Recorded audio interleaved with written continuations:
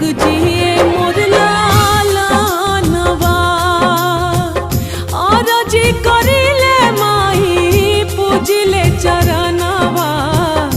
जुग जुग